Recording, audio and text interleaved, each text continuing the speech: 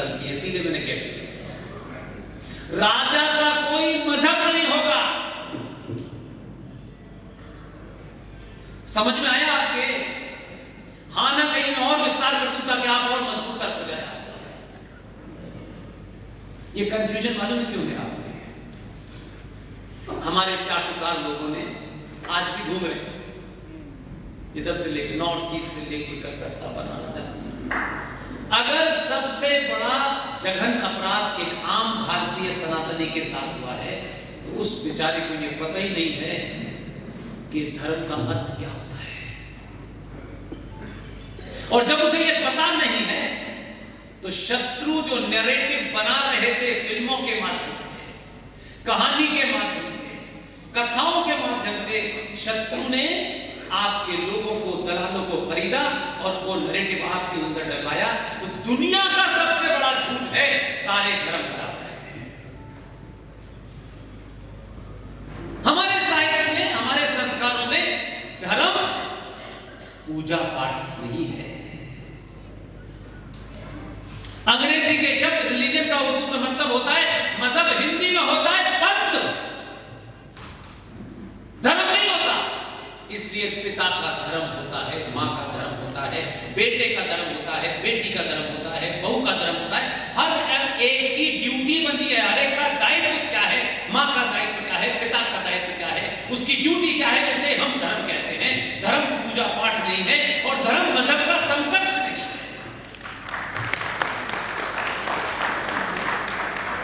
इसलिए जब महान विद्वान जो अब नहीं रहे, जब उन्होंने इसका ट्रांसलेशन करने की बात कही तो उन्होंने कहा कि सेकुलर शब्द का मतलब धर्मनिरपेक्ष नहीं हो सकता।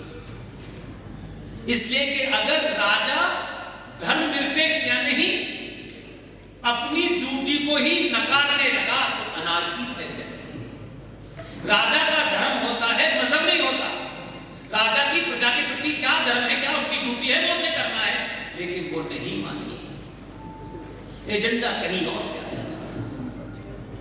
और धर्मनिरपेक्ष शब्द भारत के संविधान में सन 1976 में जब इमरजेंसी के समय देश के तमाम लोगों को जेल में डाला गया था तो चुपचाप से 42वें संशोधन के माध्यम से भारत के प्रेम में सोशलिज्म और सेकुलर शब्द जोड़ दिया गया। उसकी बीमारी से आज भी भारत का सनातनी हिंदू ग्रस्त है। वो समझता है तिलक लगा के ऑफिस जाना धर्मनिरपेक्षता के खिलाफ है, और वो ऑफिस में बैठ करके, जहाज में उड़ते हुए, रेलवे स्टेशन पर कहीं भी जो है 5 बार उठक बैठक करने लगता है, वो निरपेक्ष नहीं है।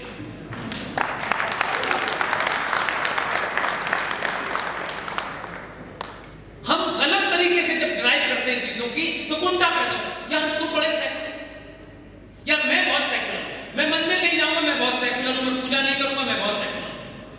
अगर तुम जाते हो तो जाओ, नहीं जाते हो तो मत जाओ, लेकिन ये मत बताओ कि मंदिर जाने वाला कम्युनल होता है। इसलिए अब आप बदलते हैं तो परिभाषा भी बदलती है और नैरेटिव भी बदलता है। आपने 700 साल में पहली बार गलत जगह बटन दबाया है।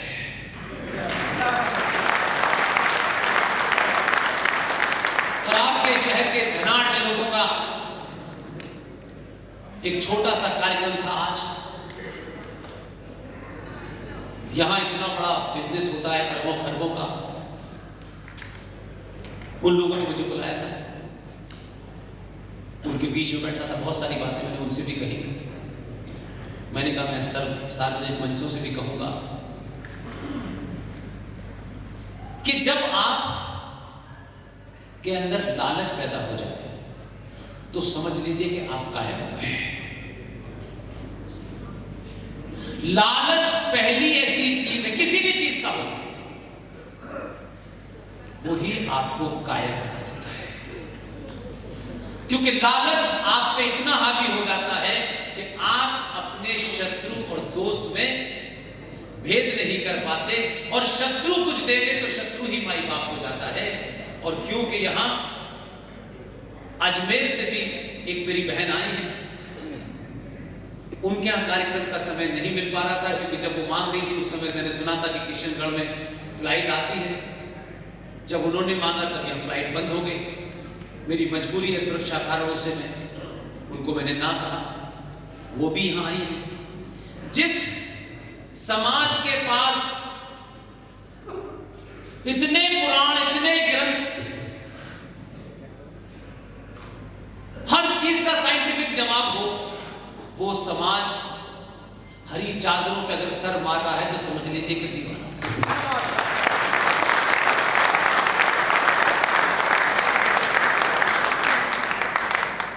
इसलिए बहुत ईमानदारी से कहता हूं, सनातनी समाज जिस दिन सनातन का हाथ पकड़ लेगा, उस दिन दुनिया में किसी के पैर छूने की जरूरत नहीं। इसलिए संविधान सन 1976 में सेकुलर हो गया, मान लिया भाई, हमने ये भी बोझ अपने कंधे पर रख लिया। लेकिन मेरा सवाल उन विद्वानों से है जो कोर्ट कचहरी जाते हैं, कोई याद नहीं रखेगा कि आपने कितने फैसले अच्छे दिए, आप कितने महान जज साहब थे, कोई याद रखने वाला नहीं। हमारे दौर में किसी जजमेंट से राष्ट्र जुड़ता हो, वो जजमेंट किसी की निगाह में कितना भी गलत हो, वही सर्वोपरि है। इसलिए मैं इस बात से खुश हूं। क्या तर्क है, क्या कुतर्क है, मैं नहीं जानता। बहुत सारे जजेस बहुत महान होंगे, हो सकता है कि लॉ की किताबों में आप उनका रेफरेंस के लिए पढ़ें, वो लीगल फैक्टिलिटी का मामला है, टेक्निकल ग्राउंड का मामला है। हमारे दौर में एक जज अनादिकाल तक जिंदा रहेगा।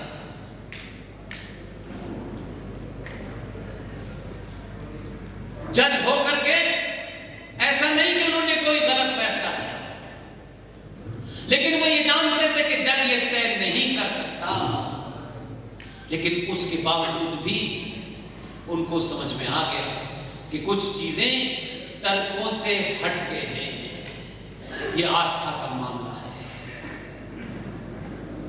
इसलिए गांगुली साहब हजारों साल तक याद किए जाएंगे कि इसलिए तय कर लें कि कोर्ट की किताबों में आपका रेफरेंस दिया जाएगा और आप बड़े खुश होंगे, reference number so and so, case number so and so. कोई याद नहीं रखेगा कोर्ट रूम से बाहर। गांगुली साहब का फैसले का फैसला, एक तरफा फैसला उन्होंने दिया, इसलिए गांगुली हमेशा के लिए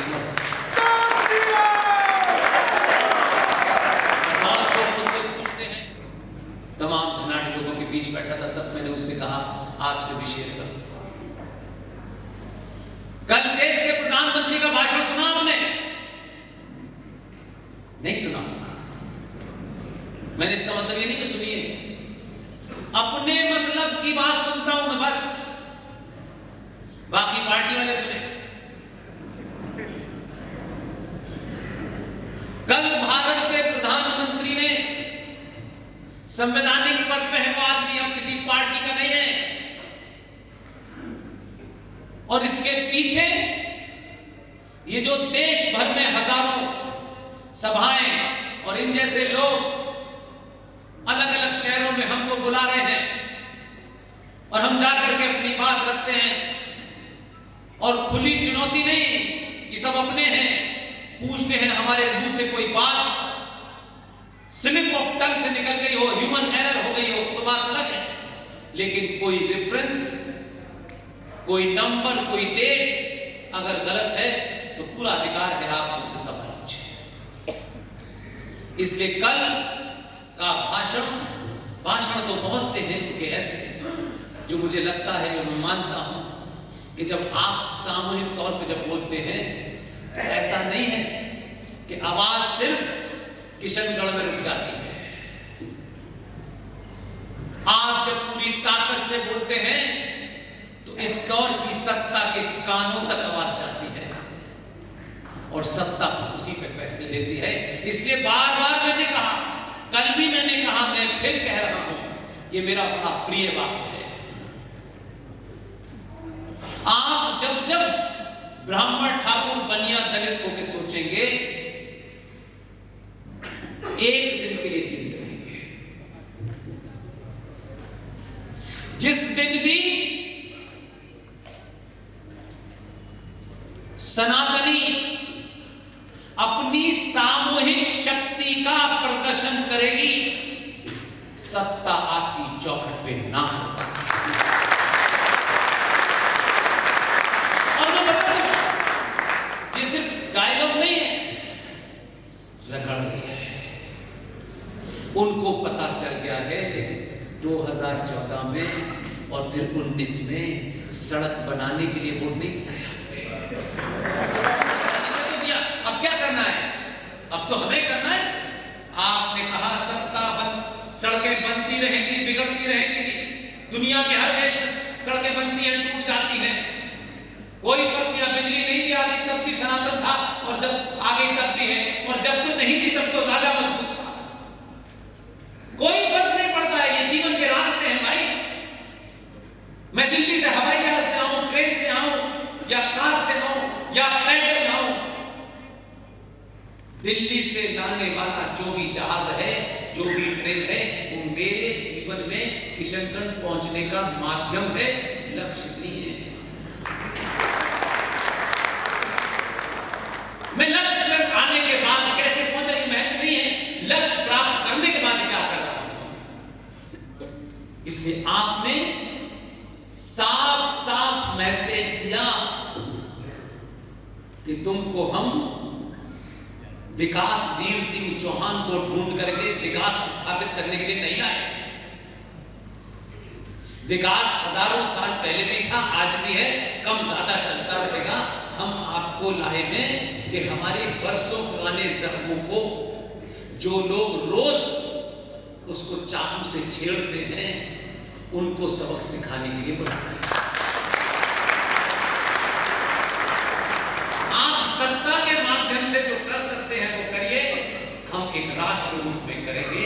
इसलिए किसी को गलतफहमी हो, मैं ये आज भी खुल के कहता हूं, किसी को गलतफहमी हो सकती है कि 2014 में गुजरात के विकास को वोट दिया था। 2014 में आपने गुजरात के विकास वीर सिंह को वोट इसलिए दिया था कि 2002 में जिस भाषा में जवाब देना चाहिए था उसी में दिया।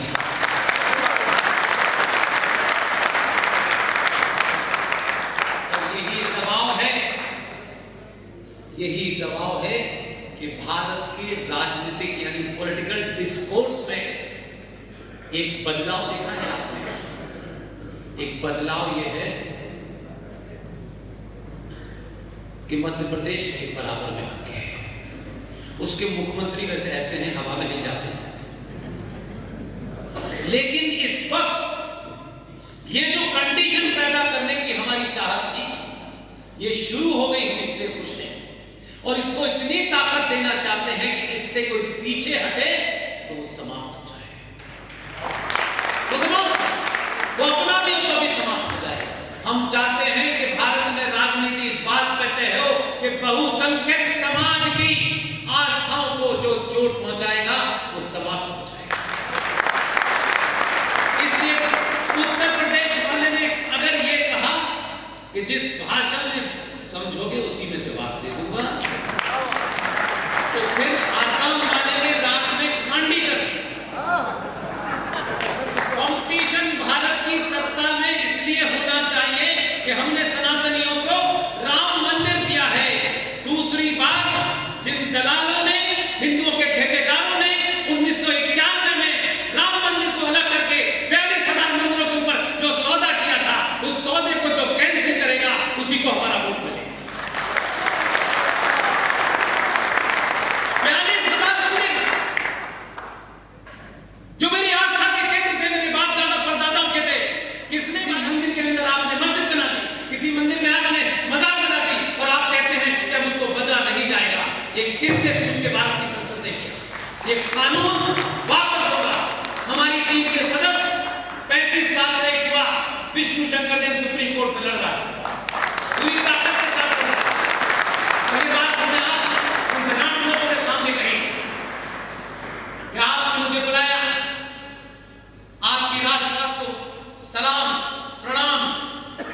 लेकिन मैं वहां से यहां तक आया हूं, किसी ने मेरी टिकट के पैसे दिए होंगे, किसी ने मुझे होटल में रुकाने के पैसे दिए, किसी ने मुझे खाना खिलाया, तब हम और आप बांध रहे हैं। इसलिए हर एक की भूमिका है। मैं किसी से ये नहीं कहता आप ये करिए, जो खरबपति है, जिसके पास पैसा जिससे रखा नहीं जाता, वो पैसे से, जिसके पास ज्ञान है वो ज्ञान से अपनी अपनी भूमिका तय करे। मेरी मां, बहनें, बेटियां अपनी भूमिका तय करें क्या करना है, कोई आपको बताएगा नहीं। वैसे तो गांधी से मेरे कई मतभेद हैं, लेकिन फिर भी मैं कहता हूं, गांधी से पहले भी हमारे समाज में अगर गांव के अंदर कोई एक उस गांव की मर्यादाओं और उस गांव के सरोकारों के खिलाफ कोई काम करता था, तो जानते हैं क्या होता था? उसका हुक्का पानी बंद हो जाता था। करते थे हम, और उसके बाद भी अगर वो कुछ करता था तो उसका बहिष्कार करके गांव से बाहर निकाल दिया जाता था। ये परंपरा ऐसे नहीं डाली गई, अब से तय करिए और आज से तय करिए। आपने इतनी मेहनत की, मुझे बुलाया, मेरी बात सुन रहे हैं, कोई आपकी मजबूरी नहीं है कि मुझे सुने। हर दूसरे आदमी से मैंने सुना कि किसी ने YouTube पे सुना है। सब आप किसी न कभी ना कभी मेरे बारे में सुन चुके हैं। कोई चीज आपको यहां तक लाई है। यहां प्रोग्राम समाप्त होने के बाद खाना बंटने वाला नहीं है। किशनगढ़ में किसी नेता की भीड़ में लोग इतनी देर तक बैठे नहीं बैठ सकते, क्योंकि वो अपने एजेंडे के लिए आए और मेरा एजेंडा एक ही है कि हमारे दौर में अगर हमने किसी का हुक्का पानी बंद कर दिया और उसके बाद भी उत्पात बचाया तो उसका बहिष्कार कर दिया। जो सनातन की बेटियों को मारे, जो सनातन के मंदिरों को तोड़े, जो सब्जी बेचने में थूके, जो खाना बेचने में थूके, आपकी भावनाओं को चोट पहुंचाए, जो जहां है उसका बहिष्कार कीजिए।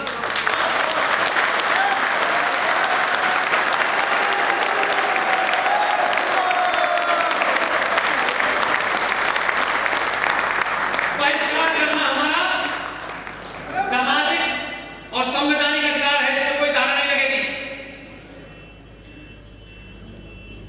डरिए मत किसी से। और आप तो किससे डरते हैं यार, जो अपना नाम ढंग से नहीं ले पाते। मत डरिए, वो बड़े हैं। मैंने शुरू में कहा, जो उम्र में बड़ा होता है सनातन के, हाँ वो उसकी इज्जत करनी चाहिए। इसलिए मैंने गांधी जी के नाम के आगे 2 बार जी लगा, लेकिन इसका मतलब ये नहीं है, मेरा जीवन का, उस समाज का, उन संस्कारों का ही ये अंग है कि हमारे यहाँ शास्त्रार्थ जब होता था, किसी विषय पे विवाद होने के बाद, तो शास्त्रार्थ में ये नहीं देखा जाता था कि ये बहुत ज्ञानी है, तो एक अदना सा आदमी उनके ज्ञान को चुनौती नहीं दे सकता। ये शास्त्रार्थ में होता था, आप अपना तर्क रखेंगे, मैं अपना तर्क रखूंगा, जिसका तर्क बड़ा होगा वही ज्ञानी माना जाएगा।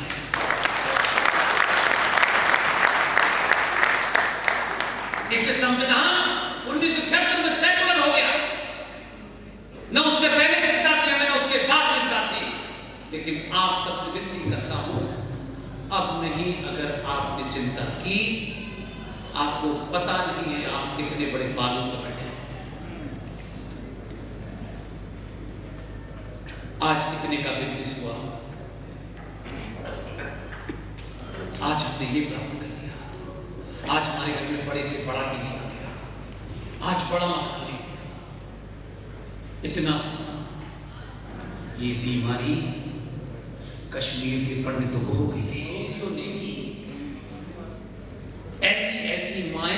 जिन्होंने बच्चे को केजी में खिलाया था, फर्स्ट में, सेकंड में, थर्ड में पढ़ाया था, अपने घर में खाना खिलाया था, उस घटना के लिए हम इतने बदकिस्मत लोग हैं। उस घटना के लिए एक फिल्म बनाकर के देश में बताना पड़ा कि कश्मीर में यह हुआ है। इससे कोई शर्म की बात नहीं। एक बच्चे को केजी में, पहली में, दूसरी में, आदमी कुत्ता भी पालता है, तब भी उससे इतना लगाव हो जाता है कि कुत्ते को चोट लग जाती है तो भी हम उसकी मरहमपट्टी करते हैं। वो हमारी एक बहन है, बड़ौदा में,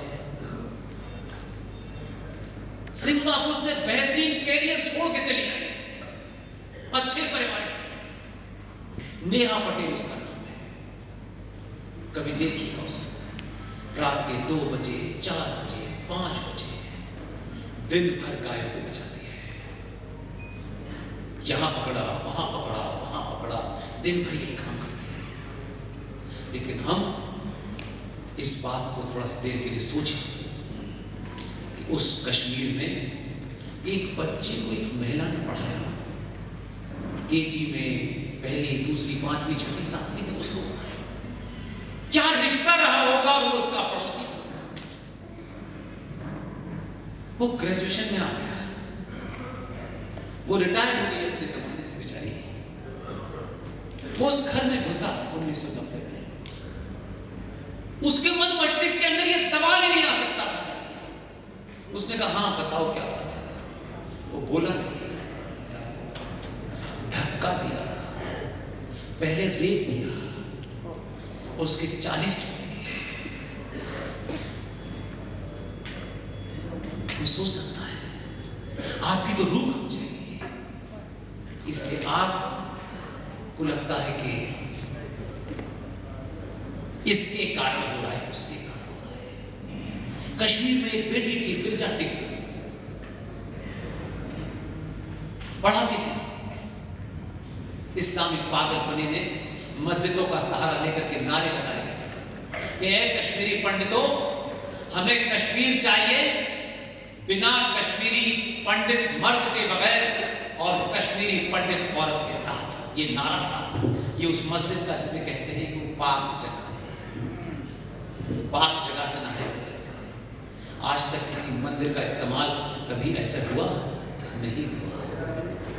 उसी गिरजा टिक्कू जो पढ़ाती थी, वो गिरजा टिक्कू उस शोर में, उस हंगामे में उसके घर के लोग कुछ मार दिए गए।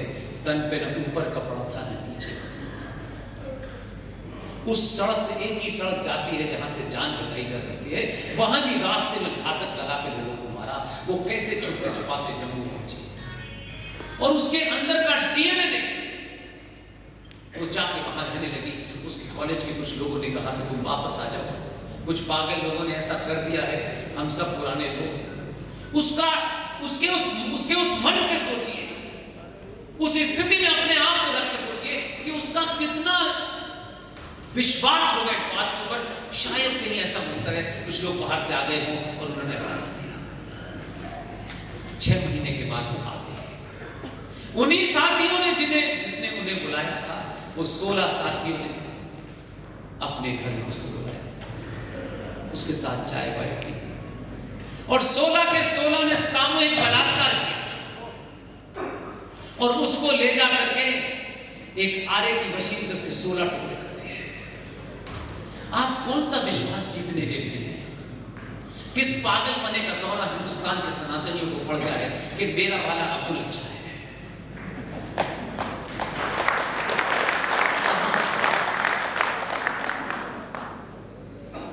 कश्मीर में ये 7वां पलायन है। उस कश्मीर की कहानियां हमारे दोस्त विवेक अग्निहोत्री ने, फिल्म की अपनी मर्यादा होती है, उसकी अपनी एक लिमिटेशन होती है, उसमें से चंद ही बताई हैं। घर घर कहानियां हैं। 5 लाख कश्मीरी पंडित जिनके बड़े बड़े कामान थे, मतलब अरब खरबपति लोग थे, ज्ञानी थे, एक से एक बड़ा ग्रंथ उन्होंने लिखा। ना ग्रंथ ने बचाया, ना पैसे ने बचाया। जो लोग -डिग्री टेम्परेचर में रहते थे, जिन्हें सूरज की किरण से भी गर्मी लगती थी, वो दिल्ली की सड़कों पे सिगरेट और पान बेच रहे हैं।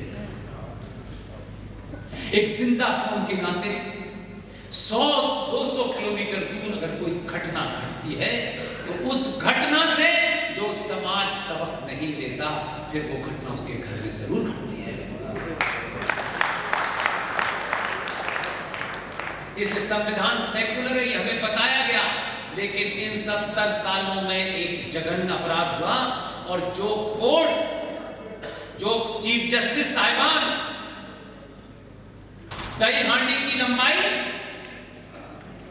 महाकाल पे पानी का क्वांटिटी और सबरीमला में जनरल जस्टिस के लिए तत्कालिक रात के 12-12 बजे तक कोर्ट खोल सकते हैं, उन्होंने अपने उस पद की मर्यादा उस दिन खो दी जब इस देश में संविधान के साथ साथ एक पैरेलल दलाल नेताओं ने, संगठनों ने, पॉलिटिकल पार्टीज ने और सत्ता में बैठने वालों ने भारत के संविधान को रौंदा और एक पैरेलल व्यवस्था खड़ी कर दी। जो संविधान निर्माताओं ने जिस काम के लिए मने किया था, उनको खड़ी कर दिए और हमसे कह रहे हैं कि आप संविधान दिवस मनाइए। इस संविधान में जब यह तय हो गया कि मजहब के नाम से किसी को रिजर्वेशन नहीं मिलेगा, तो नहीं मिलेगा, लेकिन नहीं दे सकते थे। इन चाटुकार लोगों को लगता था कि 95 करोड़ सनातनी फालतू है, ये तो ठाकुर पहले है, बनिया पहले है, इसलिए इनसे तो छोड़ो, इनको तो बांटो। और ऐसा बांटा कि मैंने तो एक अजीब स्टेटमेंट सुना और वो लागू भी है बिहार में, कि ये दलित है, वहां ये महादलित है, यानी दलित से ऊपर भी एक महादलित हो गया, सुपर दलित है। अजीब अजीब हमारे यहां। तो आपके यहां कहा गया कि जिन जातियों के साथ इतिहास में किसी ने अच्छा किया, बुरा किया, इसलिए उनको रिजर्वेशन दिया, लेकिन साफ लिखा कि मजहब के नाम से नहीं। तो हमारे दलाल नेताओं ने क्या किया कि रिजर्वेशन नहीं दे सकते थे, क्योंकि बार बार संविधान रोक रहा था और सुप्रीम कोर्ट जाते, तो उन्होंने एक नई व्यवस्था खड़ी की। एक पार्टी ने, जिन्होंने 76 के अंदर संविधान में यह डाला कि भारत सेकुलर है, धर्मनिरपेक्ष, उन्हीं लोगों ने 1993 में रात में एक आदेश जारी कर दिया और आदेश में यह कहा गया कि भारत में 4-5 ऐसे मजहब के लोग हैं जो माइनॉरिटी में हैं, उसमें 16 करोड़ मुसलमान हैं। अब उनकी गिनती बढ़ गई होगी, मैं तो 93 की बात बता रहा हूं। 35,000 पारसी हैं, 3% क्रिश्चियन हैं, 1.5% सरदार हैं, ये सब माइनॉरिटी में हैं। और इस देश में माइनॉरिटी कमीशन स्थापित करके करोड़ों का बजट बना दिया कि जो काम आप मजहब से नहीं दे पा रहे थे संविधान से, इसके माध्यम से बटा सकते हैं, बन गया। हमने जब पूछा कि भाई भारत में माइनॉरिटी की परिभाषा क्या है, कैसे तय की आपने कि ये माइनॉरिटी है, तो यकीन मानिए कागज आया कि ना तो कोई ऐसा बेसिस है और ना ही कोई ऐसी परिभाषा है, इसलिए हम इसके बारे में नहीं कह सकते। हमने यूएन का हवाला दिया कि कुछ लोग यूएन की बात ज्यादा सुनते, हमने वहां का भी हवाला दिया। उनके सेक्शन 24 में लिखा हुआ है कि टोटल पॉपुलेशन में अगर 1.5 कोई लोग हैं जिनकी भाषा, जिनका रंग, जिनका मजहब अलग है, वही माइनॉरिटी होता है, बाकी नहीं होता। तो 93 में माइनॉरिटी कमीशन बना करके करोड़ों रुपए की रेवड़ियां बांटी गई, फिर दिल नहीं भरा, तो फिर क्या किया उन्होंने पता है उसके बाद क्या किया? और ये आपको इसलिए पता होना चाहिए कि अगर हमारा आदमी भी कोई इसमें शामिल है तो फिर, क्योंकि हमने उसको वोट राष्ट्र बचाने के लिए दिया है, हमारा कोई इंटरेस्ट नहीं है। ये देश की सीमाएं सुरक्षित हैं, हम नहीं थे तब भी हैं, आगे भी रहेंगी, लेकिन राष्ट्र बहुत खतरे में है। और ये खतरा ऐसे नहीं कि मैं ऐसे ही कह रहा हूं, इसलिए कि आप निकिता अंकिता इसी राष्ट्र की बेटियां थी, आप बोले नहीं। अंकित सक्सेना एक मुसलमान लड़की से प्यार करता था। मुसलमान लड़की उससे इतनी बेपनाह मोहब्बत करती थी कि वो उससे शादी करने के लिए दिल्ली के अंदर अपने घर से निकली, कहे कि मैं अंकित से शादी करने जा रही हूँ। घर से निकल के वो लड़की मेरा ख्याल है 2 किलोमीटर नहीं पहुंची, उसके चचा ताऊ ने लड़के की हत्या कर दी, लड़की की नहीं की। आपको दोनों ने सूरतों में मरना है। अंकिता इसलिए, निकिता उसने कहा मैं बुर्खा नहीं पहनूंगी, इतना सा विवाद था, उसने उस लड़की की गर्दन अपने घर में काटी। यानी तुम मुसलमान न बनो तो मारे जाओगे, मुसलमान मरोगे बनोगे तब भी मारे जाओगे। तो आपकी बेटी या तो फ्रिज में मिलेगी या सूटकेस में मिलेगी, तय आपको करना है, उनको नहीं करना। इसलिए माओ को अपनी बेटियों से दोस्त की तरह व्यवहार करें, उनको दोस्त समझे, उनके अंदर भी जिज्ञासा है। और ये जो बेवकूफी हम करते हैं कि घर में साहब बैठे हुए हैं, मैं ये मंजर, ये दृश्य इसलिए खींच रहा हूं कि मैंने सुना है लोगों को करते हैं। हमारा बेटा कहां है, तो पिताजी बड़े शान से जो काम अपने जीवन में नहीं कर पाए वो बेटा कर रहा है, तो इसलिए खुश है। तो पिताजी कहेंगे पति गया होगा, उसकी तो इतनी गर्लफ्रेंड है कि वो सुबह से शाम तक बाहर ही रहता। ये शब्द पिताजी जब बोलते हैं तो उनके कॉलर खड़े हो जाते हैं, क्या माचो लड़का है। लेकिन वो ये भूल जाते हैं कि उसी घर में एक 18 साल की बेटी रहती है, उसके मन मस्तिष्क पे इसका क्या असर पड़ेगा, वो किसके साथ जाएगी। और कथावाचक के साथ माताजी जाती है कथा सुनने।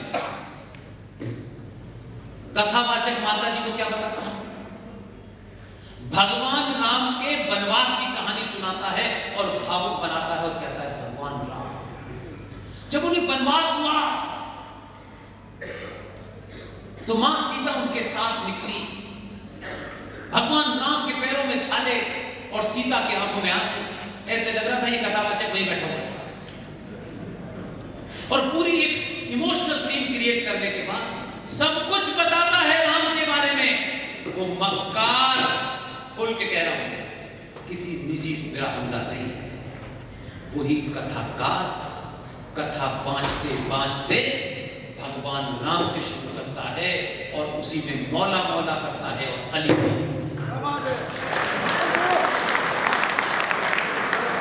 माता जी ने सुन लिया, समझ में आता है, वो बेटी भी सुन रही है। माता जी ने भी कहा सारे धर्म बराबर हैं। बेटी को भी ये दिमाग में पैदा कर दिया कि जब सारे धर्म बराबर हैं तो वो अबुल फजल के साथ चली गई क्योंकि चिंता है, वो भी तो बराबर है। आप गलत सुनते हैं, गलत समझते हैं और फिर गलत का प्रोपेगेंडा करते हैं। इसलिए आज सनातनियों को सिर्फ एक ही बात जड़ करें, मेरे कहने से नहीं, 10 बार मेरी बातों को सुने नकार दें, फिर मन करे सुने नकार दें। और बहुत सारे हमारे साथी कह रहे हैं हम में से कोई जीवन में कभी आपसे वोट मांगने नहीं आएगा, न किसी पार्टी के लिए वोट मांगने आएगा। हाँ, वर्तमान स्थिति में 700 साल के बाद अगर कल की डेट में हम पिछले 2012 से बोल रहे हैं, कई शब्द हमने मार्केट में कॉइन किए हैं, कल अगर भारत का प्रधानमंत्री ये कह रहे थे तो इस बात की खुशी होती है कि प्रधानमंत्री को जरूरी नहीं है कि पार्लियामेंट में पहुंच के ही एडवाइस दी जाए। आप अपनी बातों को रखेंगे तर्कों पे तो ये 2014 के युग में वो प्रधानमंत्री आया है, आपकी बात को सुन लेगा और कैसे मार्केट में प्रेजेंट करना है। कल उसने जब बोला है आधी दुनिया सन्न रह गई, उसने कहा है कि हमें तलवार के जोर पर हमारी आस्थाओं का, जिन लोगों ने, मुगलों ने, आताताइयों ने, ये शब्द हैं उसके, हम 12 साल से बोल रहे थे, हमें रात में इसलिए नींद आई, आवाज हमारी चली गई।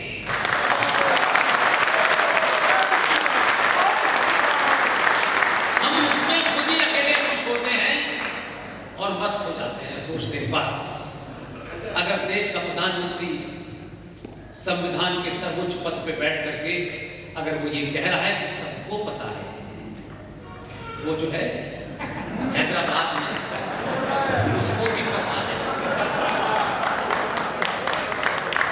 अभी तो मैं आपके प्रोग्राम में बिजी हूं, तो मैं बाकी चीजों से नहीं जुड़ा हूं। जो कल उसने स्पीच दी है लोगों को समझ में आ गया, सबको मालूम है। वो जेंटलमैन जो आए थे मैकॉले की औलादें, वो तलवार लेके नहीं आए थे, उससे पहले वाले आए थे। उनका इसने तो हमारे को ही फोकस कर लिया। तो जब उसने ये बोला तलवार, तो हम तो पिछले कई साल से कह रहे थे कि तलवार के जोर पे जिन्होंने शलवार पहनी हुई है वो हमको डरा रहे हैं, और उनको बार बार चुनौती देता हूं मैं कि भाई हमारे पूर्वज जब नहीं डरे तो तुम नंबर दो कि उनकी औलादें हो, तुम डराओगे हमको और हम डरेंगे तुमसे। तुम निकिता को मार सकते हो, बेटी किसी की भी हो उसे प्यार के जाल में फंसा करके शादी करके हत्या करने का तो जानवरों में भी रिवाज नहीं है। तुम बहादुर समझते हो कि भोली भाली बेटी का तुमने दिल जीता और उसके 35 टुकड़े करके तुमने फ्रिज में रख दिए। तुम पे और तुम्हारी सोच पे लानत। तुम मर्द नहीं हो, तुम मर्द के भेष में ज़रख़े हो। इसलिए ये किसी को गलत फहमी ना हो कि कोई हमको डरा देगा दो चालू मार के। इसलिए निकिता अंकिता होती रहेंगी और आपकी शुद्ध साफ, बिना किसी को खुश करे, बिना किसी को नाराज करे आपकी वाणी अगर तेज होगी तो भारत के प्रधानमंत्री को ये कहने पे बाध्य कर देगी कि भारत का प्रधानमंत्री, जो मैंने आज दिन में किस्सा सुना रहा था कि पहली बार जब संसद में जीता तो उसने एक कहानी सुनाई, फिर दूसरी बार एक कहानी मन की बात रेडियो में सुनाई। आपको बता रहा था भारत की एक एक बेटी को, सनातनी बेटी को, माँ को, पिता को, पुत्र को बता रहा था, लेकिन आपको सुनना नहीं है क्योंकि आपकी टिकटकी इस पे है। जीएसटी कितना बढ़ा, इनकम टैक्स में छूट नहीं मिल रही, बिजली की चोरी नहीं करने दे रहा, हमारा जीवन इसमें अटक के रह गया। भाई मेरे, ये बिजली, ये जीएसटी, ये इनकम टैक्स, मैं फिर वही कहूंगा ये जीवन में आने वाले रास्ते हैं, लक्ष्य नहीं है, लक्ष्य कुछ और है। इसलिए जब उसने कल तीसरी कहानी सुनाई तो एकदम साफ कहा, क्योंकि उसको पता चल गया है कि पुष्पेंद्र और आरएसएन और जीटी और सुशील की सभाएं में इतने लोग आखिर आते क्यों हैं।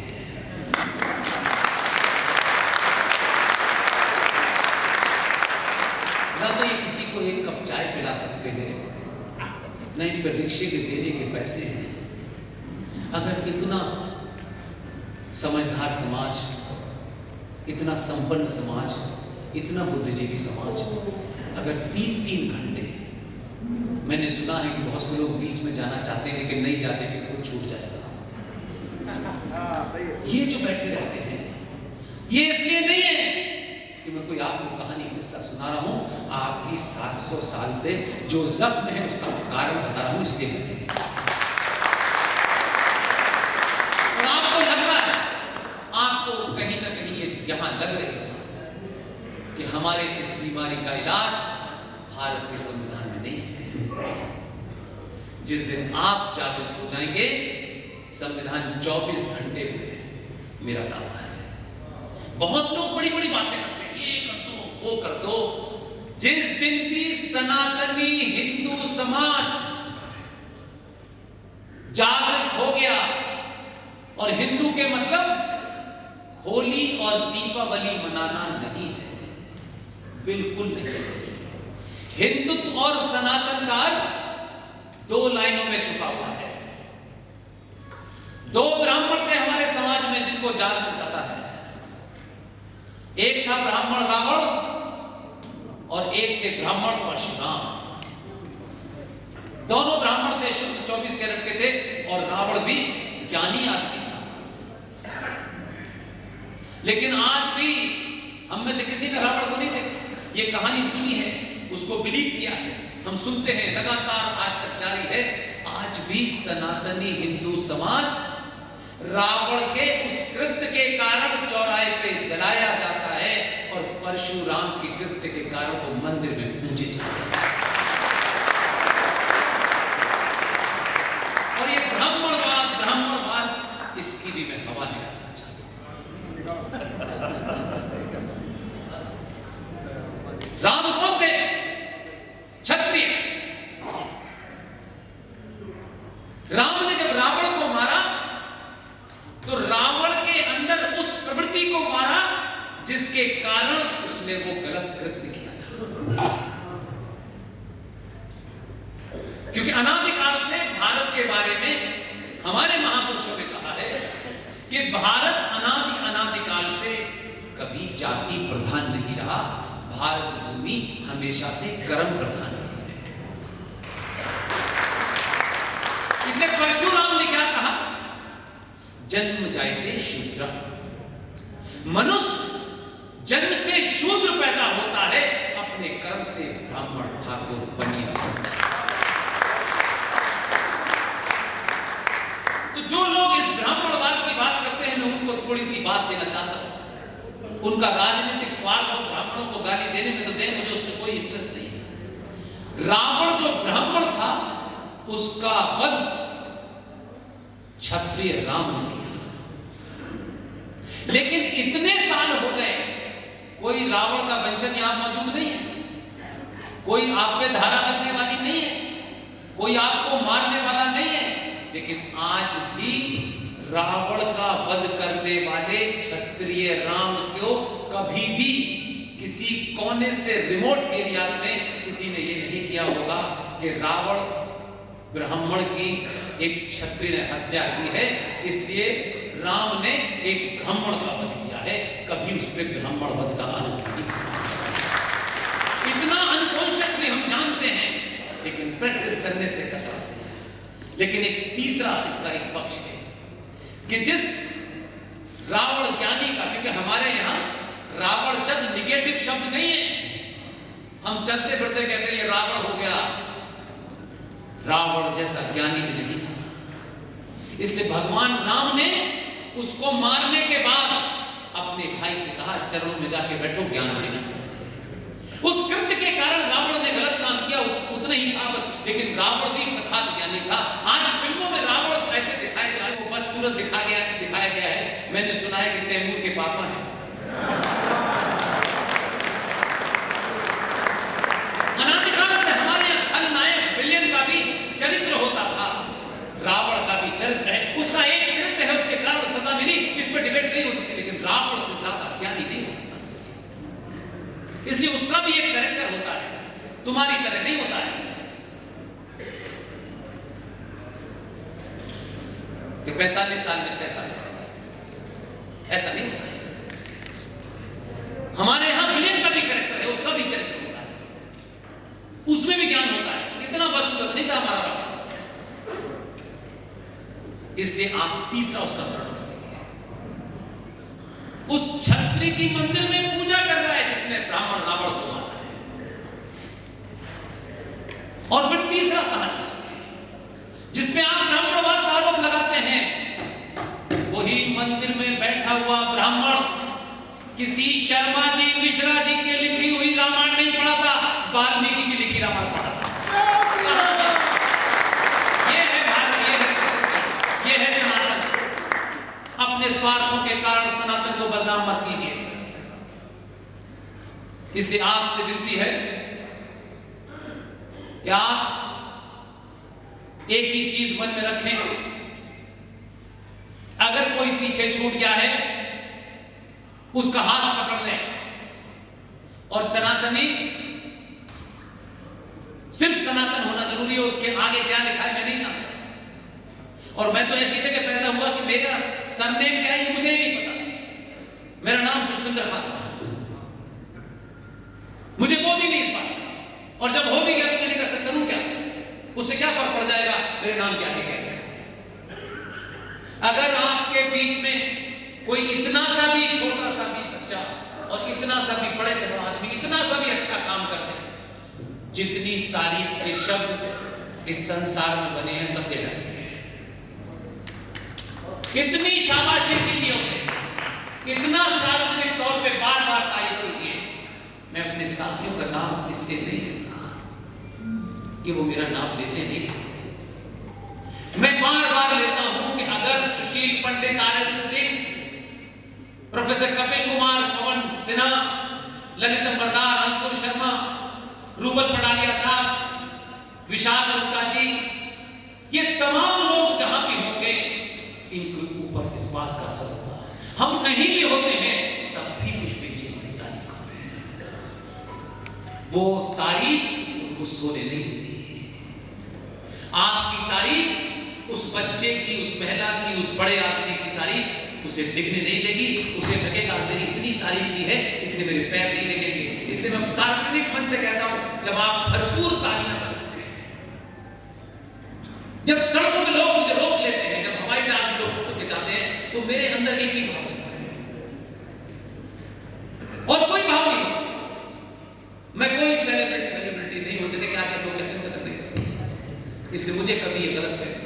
हाँ, एक आपकी तालियों का भाव, आपके खड़े होने का भाव, आपकी बड़ी संख्या में आने का भाव, ये भाव मेरे ऊपर एक दबाव डालता है कि मैं इस रास्ते से न भटकूं। ये तालियां मुझे इस रास्ते से नहीं भटकने देंगी। यही मेरी सबसे बड़ी शक्ति है। इसलिए आप सब लोग जिसको दिल चाहे वोट दीजिए। कभी नहीं कुछ कहूंगा। 5 साल में एक दिन में 1 घंटा, 1 घंटे में 1 मिनट की विनती करता हूं मैं सबसे। साफ मैंने कहा, मेरा किसी राजनीतिक दल से डायरेक्टली, इनडायरेक्टली, प्रत्यक्ष अप्रत्यक्ष कोई दूर तक संबंध नहीं, कोई नहीं। अगले 50 साल तक ये कसम खाइए कि 5 साल में 1 दिन में 1 घंटा और 1 घंटे में सिर्फ 1 मिनट चाहिए। जब वोट देने जाएं तो सवाल दिमाग में ये हो कि ये वोट मैं दे रहा हूं, ये सनातन को बचाएगा या नहीं बचाएगा। आप सबने मुझे सुना, धैर्य के साथ सुना, बहुत बहुत धन्यवाद। Thank you very much.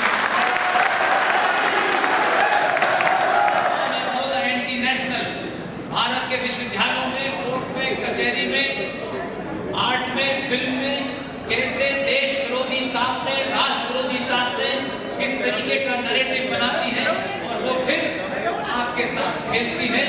ये किताब मार्केट में इसकी कीमत 895 रुपए थी, लेकिन पूरे देश में इस किताब को लोगों ने इतना खरीदा है कि पब्लिशर से मैंने कहा कि जितनी इसकी कॉस्ट हो उतनी कॉस्ट में हमें दे दें। और मैं कोशिश करूंगा कि जहां जहां जाऊं इस किताब के बारे में बताऊं, और इस किताब को जो पढ़ लेगा वो फिर मेरी जगह यहां खड़ा हो जाए। इस किताब को आपके ऑर्गेनाइजर से कहूंगा या जो भी लोग हैं वो कोई बल बता दें, 100, 50, 500, 200 किताबें, उसकी कीमत ऑलमोस्ट आधे से भी कम है। इस किताब को इसलिए पढ़ें कि आपको घर बैठे बैठे हजारों चीजें पता चल जाएंगी जो 100 लेक्चर पूरी नहीं कर पाएंगे। नो द इंटरनेशनल किताब है। जो ऑर्गेनाइजर है उनसे बात कर लीजिएगा, जो आपके व्यापारियों का संघ उससे मिला उनसे बात कर लीजिएगा। ये किताब आपको अवेलेबल मिल जाएगी। बहुत बहुत धन्यवाद। आप सभी 1 मिनट के लिए विराजे हैं। अभी 2 मिनट में इस कार्यक्रम का समापन करते हैं। मेरा करबद्ध अनुरोध है आपसे, आप अपने स्थान पर विराजें। मैं निवेदन करूंगा श्री जसवंत सिंह जी दारा प्रेस क्लब अध्यक्ष के द्वारा स्मृति चिन्ह माननीय पुष्पेंद्र जी कुलश्रेष्ठ को प्रदान कर अभिनंदन किया जा रहा है। और हमारे मंचस्थ अतिथियों को भी हम स्मृति चिन्ह प्रदान करें। मैं दिलीप जी शर्मा से अनुरोध करूंगा, श्री दिलीप जी शर्मा श्री सुमेर जी चौधरी को स्मृति चिन्ह प्रदान करें। हनुमान जी सांखला लक्ष्मी नारायण जी सोनकरा को स्मृति चिन्ह प्रदान करें। अमित जी धानीज श्री पप्पू जी जाट को स्मृति चिन्ह प्रदान करें। श्री महेंद्र सिंह जी मुरली जी अग्रवाल को स्मृति चिन्ह प्रदान करें। और मैं निवेदन करूंगा, हमारे बीच अभी राष्ट्रगान होगा। मैं आपसे करबद्ध निवेदन कर रहा हूँ कि 1 मिनट के लिए आप यहाँ विराजे। 3 घंटे आपने ये सुना है, तो इसका समापन भी हम एक मर्यादा में राष्ट्रगान के साथ करेंगे। इसलिए आप सभी मंच के पास आप खड़े नहीं हो, यथास्थान विराजे।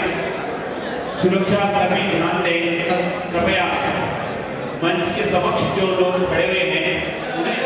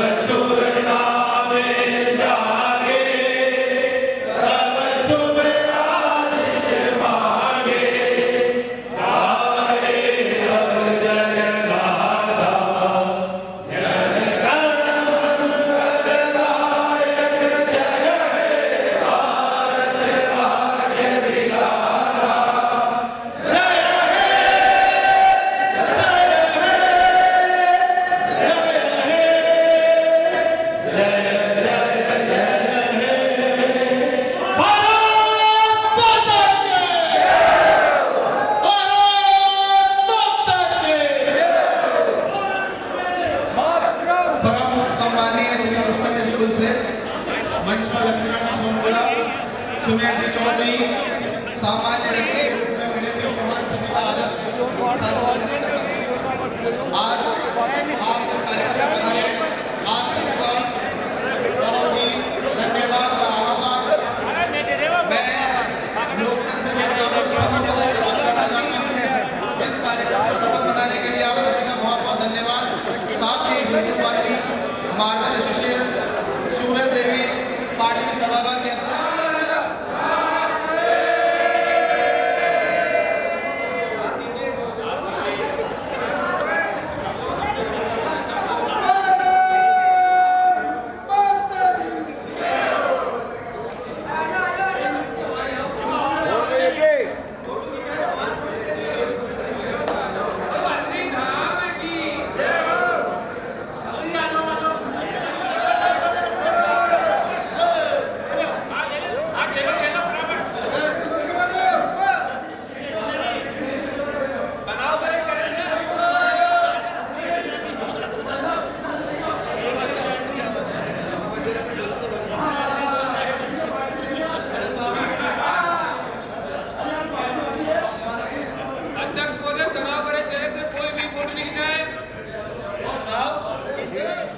बनारस में वहाँ के बहुत लोग नाराज हो गए, ये तोड़ दिया। भाई मेरे गंदगी करते करते करते करते ये हाल हो जाता। इतनी सकरी सकरी गलियों में साउथ की हमने तो वो दौर भी देखा ऑल इंडिया रेडियो का, और हमने टीवी का भी देखा। अब टीवी यहाँ रख के देख रहे हैं, दिन भर देख रहे हैं ना। तो भाई साहब मतलब उस दौर से जब हम कंपेयर करते हैं तो मुमकिन नहीं है कि जो बच्चा 2020 में पैदा हो,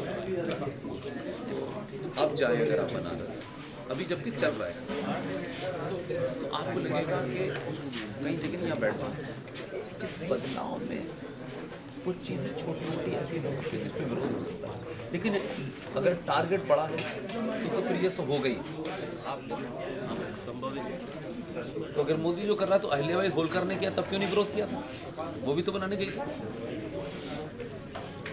तो हम अपनी वीकनेसेस को भी तो समझे ना। या वही पीएम आपका वही है, और वर्ल्ड पॉलिटिक्स कहाँ घूम रही है? ले यार डेटा पड़ी में एक पड़ी हां एक नंबर डेटा पड़ी डेटा पड़ी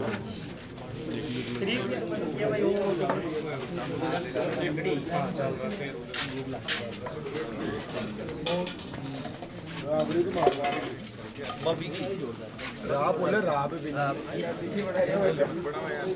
बढ़िया बढ़िया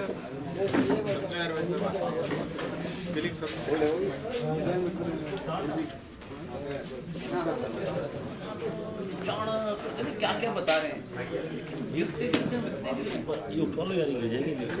इसके लिए तो कोई किताब नहीं लिखते हैं खत्म होगी एक से एक अब वो लगे हुए हैं कभी कोई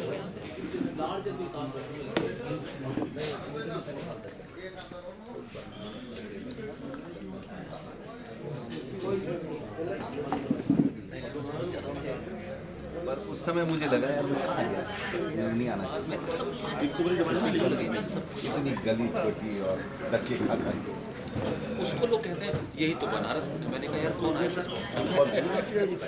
मतलब मेरा जाने का मन नहीं हुआ आपको पिछले 70 सालों में क्या बताया सड़क आपके जीवन का उससे आगे सोचिएगा मत सोचना बताया सड़क टूटती रहेगी सड़क बनाते रहेंगे। देखिए बनाती सड़क इन्होंने तोड़ी थी हमने बना दी उन्होंने कहा इन्होंने तोड़ी थी हमने बना दी आप बस सड़क पे चलते यहाँ से आपके मानसिक स्तर आगे नहीं जाने दिया कि ये ऐसी चीज़ ठीक क्यों नहीं है। ये सवाल आप न करें क्योंकि आप तो बिजली पाने से किया ही नहीं।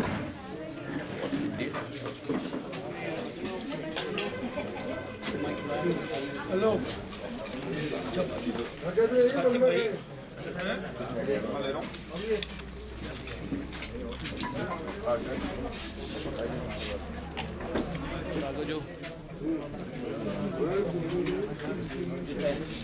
लोगों का क्या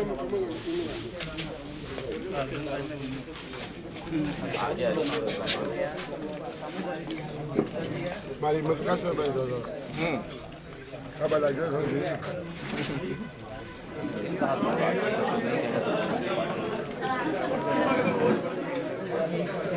मक्की की रोटी भेजो जल्दी लगा रखा है 1 साल हो गया ओके। और शायद इंडिया के इतिहास में पहले गवर्नमेंट नॉमिनी उनकी मीटिंग प्रधानमंत्री ने डायरेक्ट स्थिति में कि इन इंडिपेंडेंट डायरेक्शन से और हमारे मोबाइल भारत पर भी प्रेस नहीं आई 8 मिनट बोले ना कितनी तैयारी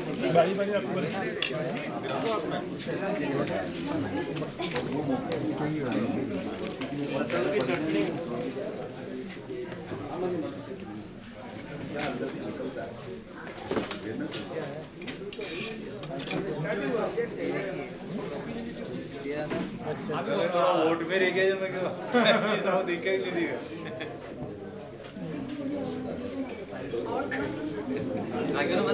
बिल्कुल ये देखो यार तो काट के तो ही रखा है कोई यार तो वैसा भी अच्छा बेटे एडी वाले ले माको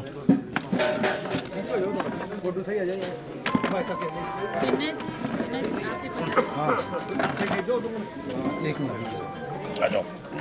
बहुत सारा धन्यवाद आपका हमारे यहाँ पधार के हमारे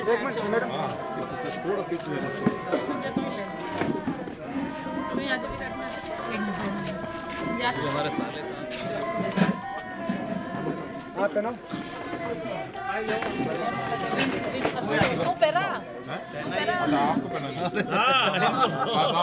सॉरी ये राज बिल्कुल समझता नहीं है इंट्रोवर्ट लक्ष्मी नारायण जी आप भी आओ एक सेकंड अरे लक्ष्मी नारायण आप बड़े हैं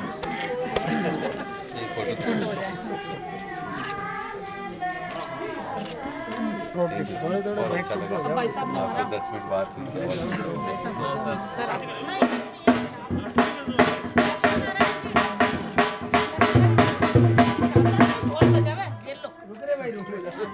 हाँ तो भाई के साथ हाँ 1 मिनट आओ, 1 मिनट में आगे जा रहे हैं, थोड़ा बैठ गया भाई साहब ये मुंसिफ अली खान है अल्पसंख्यक मोर्चे के प्रदेश। आपको तो हमसे ज़्यादा नॉलेज है। किताब है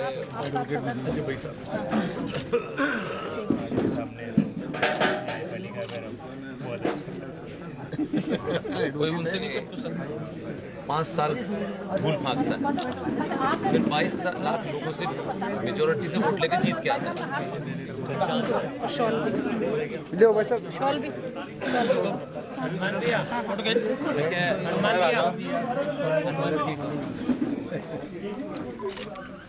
अच्छा जरूर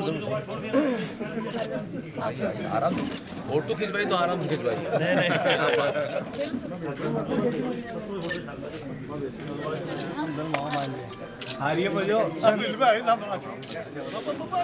बनाने भी फोटो आके हमारी भी खींचो। मेरे गांव के सब कार्यकर्ता हैं सब।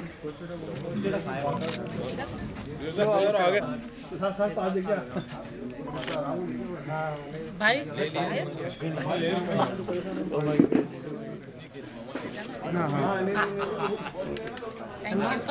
अरे बाप रे बाप, अच्छा बहुत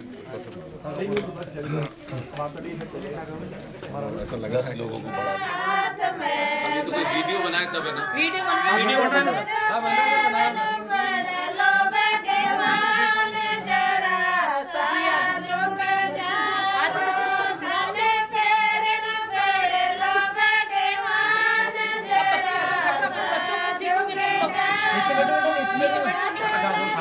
आगे नीचे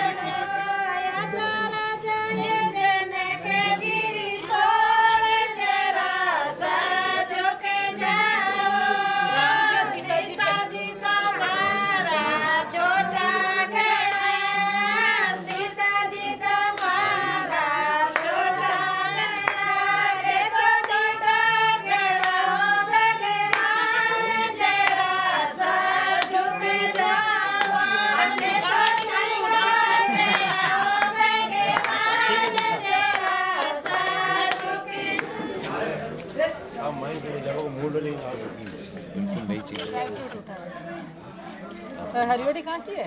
नारियल भी नहीं तो थोड़ा सा ले बस अगले एक टिक अगले जानवर मत जानो।